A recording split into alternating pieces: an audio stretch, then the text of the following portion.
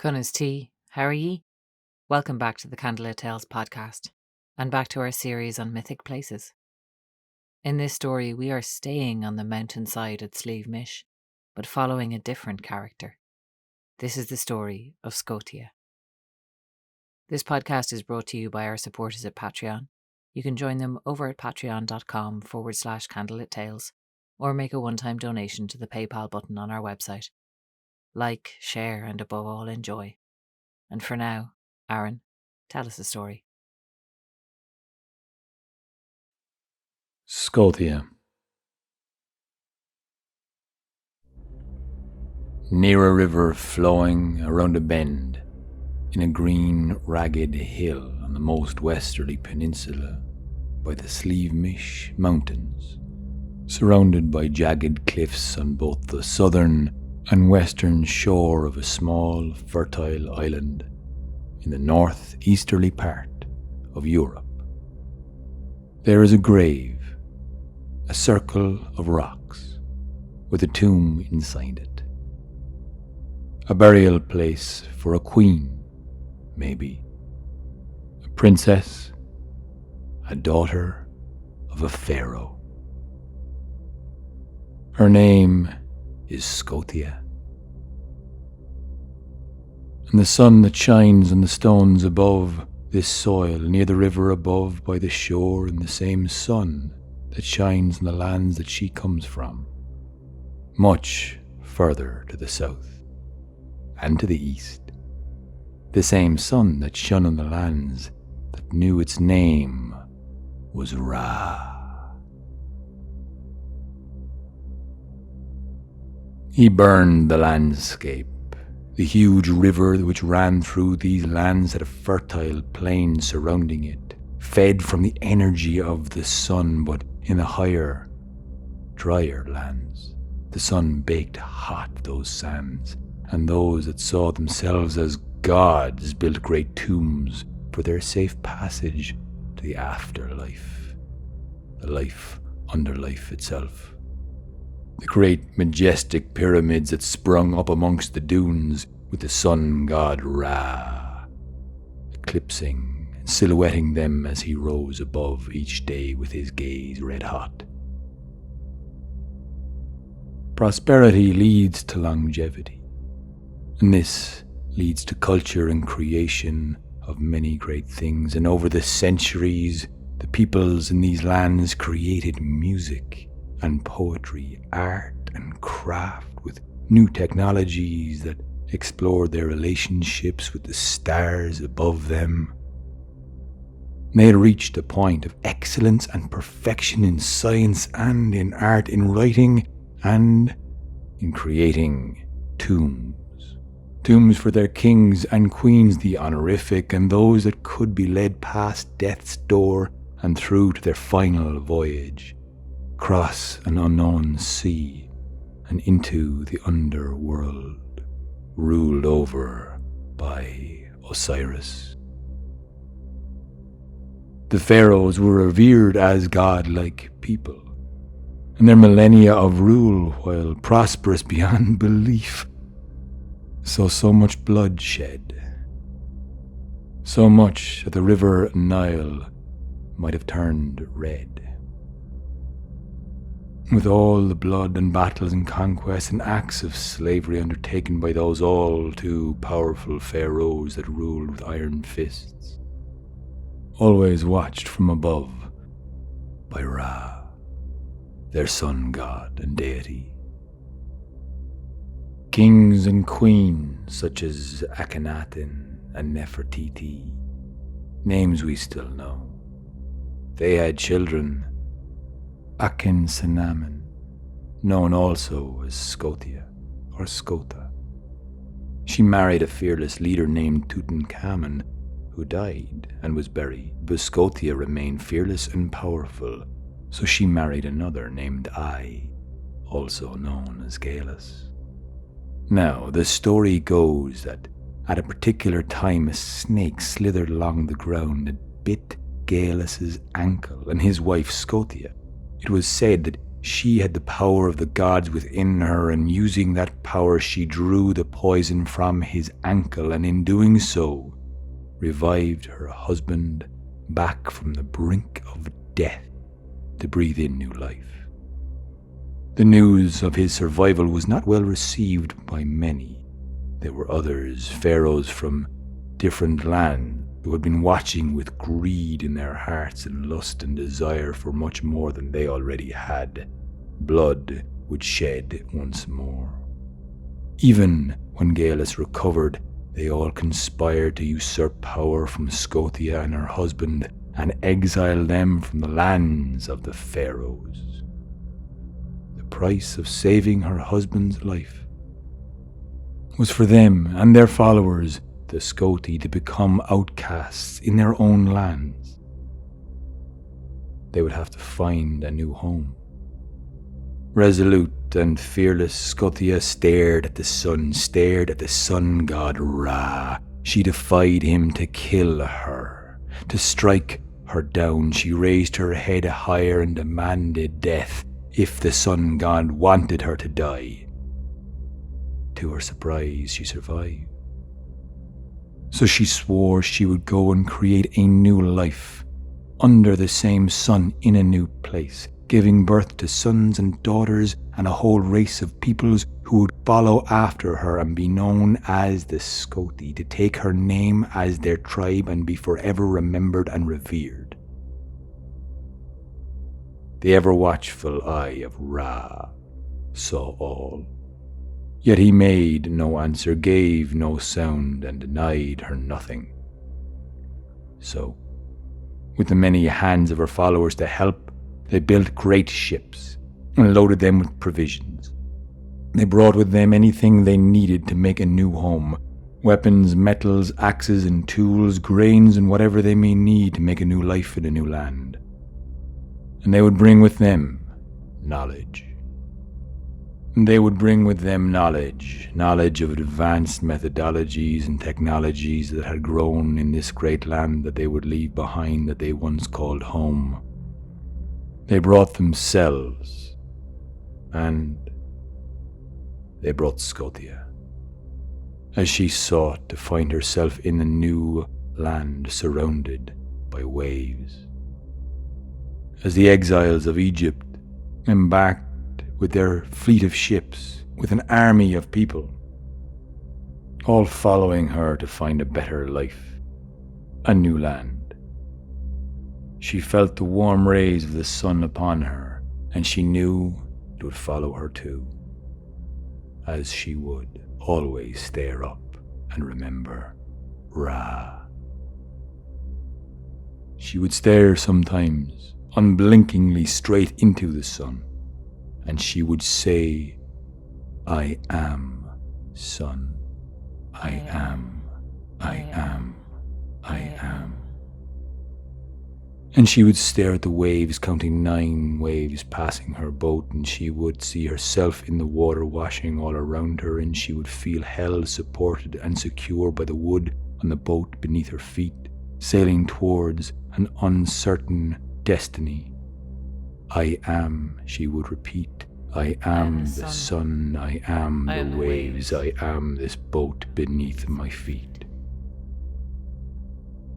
And after a long and dangerous voyage, where many moons waxed and waned, and were full with high tides pushing their boats about the seas and oceans, and in many times Scotia may have been born again in a different form with the same name, she found herself brought all the way to the westerly coast of Europe, and they say the Scoti landed and stayed for a time there.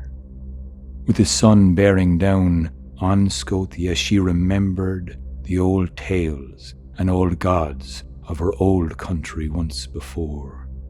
Osiris and Iris, who bore Horus with the falcon head, the bringer of war and destruction with the many dead. And then she thought of Seth, the harbinger of chaos and destruction. Memories of blood-soaked rivers in the harsh landscape with the great temples and giant stone tombs. She shook herself out of a memory she was not sure was hers, flooding through her mind of a land of a different time. Scotia was with her people, the Scoti, seeking still a new life, a new fertile land. She was never far away from death. Those that had died along the journey already needed to be buried for their final voyage, in a grave not unlike a tomb. Without the giant stones and many thousands of hands to move them, she designed another form of tomb. She buried a boat carrying their dead to make sure they had a chance to cross over the sea between worlds into their life under life. But in death there is rebirth, and she knew a new land was not far away. She would find her Emerald Island somewhere nearby. Her sons, Eberfin and Amergin, she was gifted from her marriage with Mill. Perhaps they tallied too long in this time before they came to an island. Perhaps Mill's brother, the old and somewhat frail Ith, had a curiosity on him that could not sit still. Perhaps he was right to go and leave behind the Scoti and find this Emerald Island, for he wanted to scout ahead and send messages back to Scoti and Scotia. But when he did not return, Scotia sent her sons, Eberfin and Amergin, to go out and find him. And so it was. The sons of Mill left Scotia. They followed where they had thought their father's brother had gone, and when they came to a small island with no name, they found there 3 godlike women, one after another, who all proclaimed the same. A battle was surely to come, the Battle of Kaltu, and if they wanted their help in the battle to come, perhaps they would exchange the naming of this land after one of them. In the return, they would help them in the battle that was sure to come with the final fight against the Tuath de Dannan. The sons of Mill listened to these pale-faced, beautiful beings, one after another, the strange story coming from these strange-tongued women, who told them the story of how their father's brother Ith had landed and met the 3 kings of the Tuath de, Makul, Makekt, and Macrania, the son of the wood, the son of the sun, and the son of the plough. When their father's brother Ith had simply said this land was so fertile and green and beautiful and serene, paying a compliment to the kings of the land, they had feared this man was coming to take what had been praised for his own. So they killed him before he could return alone and bring back a force they would have to reckon with. Eberfin and Amergin sailed back to Scotia to tell her the tale of the death of her husband's brother Ith. And when the sons of Mill retold this story to Scotia, she became furious. She was hurt and angry for this insult, and she thought of the old sun god, a faint, distant memory, a memory passed on to her from a mother before. She decided she would face these godlike people, and with the energy and power of the sun that glowed in her eyes, she demanded once more for Ra to strike her down, and if he did not, she would go to war. She called all the Scoti to gather around her, and she said to them, "Prepare for the battle to come." She thought of Horus with his falcon head, the god of war from the land before, who would lead them to the many, many dead they would see before them. These Tuath de, the godlike people in the new land, they could be no more fierce and furious than the gods she had left behind in the fertile plains near the Nile. And so Scotia had no fear, and she came to Ireland with her people, the Scoti, to be remembered after their battle. They reached the shores of this Emerald Island just as Bamba, Fola, and Ero had prophesied. A brilliant battle would take place, but not just yet. Because in meeting the Tuath de, who had a trick up their sleeves, when the Scoti came ashore, they were greeted by these Tuath de Dannan, the godlike people, and they agreed to give them 7 days to prepare for the fight, as the Tuath de had not been sure if they would be greeted by war on this particular day, and it was only fair to have some form of preparation. Scotia was feeling generous and decided to hold off on their attack, to give these godlike people a chance at least before they brought them to their knees. So they went back to their boats, and this was when a terrible storm hit the Scotia fleet, pushing them back out to sea, with their sons Aberfin and Amergin all being tossed around in the boat with the rest of the brilliant army, until Amergin, the wisest of Mil's sons, and the most like his mother Scotia, Amergin decided to climb up to the high mast in the ship where the sails were lashed by the winds of this great storm. But as he reached the top, he stared in disbelief as the winds were calm up high, only hitting the boat below. He saw the massive storm clouds were pouring out from the land itself. Well, he knew this was a magic spell then, a magic storm, brought on by the Tuath de, who tricked them to go out to sea. And he looked at his mother, who looked at the sun between the dark clouds, the waves in the water knocking the boat beneath her feet. He could almost hear her say her constant refrain, "I am the sun, I am the waves, I am the boat beneath my feet." And so Amergin began his own prayer, a prayer to this island, a prayer to ask for permission for them to land, as he began to say, "I am wind and sea, I am ocean wave, I am roar of sea, I am stag of seven times, I am hawk on cliff, I am shining tear of the sun." And with that, the storm the Tuath de had created faded away. And so the Scotia, led by Scotia, were able to land on this island's shore once more. Some say the battle they fought was not a battle at all. The Tuath de, they saw these people come with weapons they'd never seen before, brilliant and beautiful large iron spears, ornate with gold wheeled, brilliant bold-eyed soldiers of bronze supple skin, adorned with garments so splendid they had never seen the likes of them before. And some say the Tuath de opened up a veil between worlds that day, knowing their time had come, and stepped inside and through that veil in. There was a great battle on the east coast, the Battle of Taltu, where the sons of Mil, who led the Scotia to victory over the Tuath de. And yet others say that there was far more than one battle after that day.